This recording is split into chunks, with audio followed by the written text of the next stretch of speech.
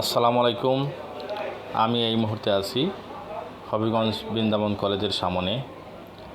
বৃন্দাবন কলেজের সামনের যে দেয়ালগুলো ছিল কিছুদিন আগেও সেটা ছিল অনেক বাজে অবস্থা বা এখনও আছে। সেই বাজে অবস্থা থেকে আজকে দেখা যাচ্ছে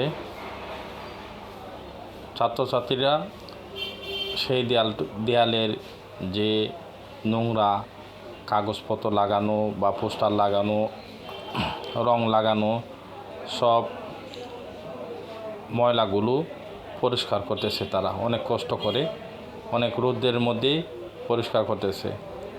তাদের ভাষ্য অনুযায়ী তারা নতুনভাবে দেশ সাজাতে চাচ্ছে। তাদের দেশ পুনর্গঠনের লক্ষ্যে এবং সৌন্দর্যের লক্ষ্যে তারা নিরলসভাবে কাজ করে যাচ্ছে।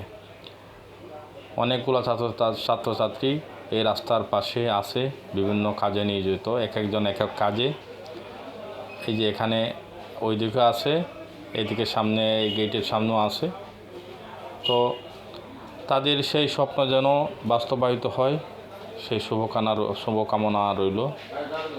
আসলে খুবই ভালো উদ্যোগ, খুব প্রশংসনীয় উদ্যোগ।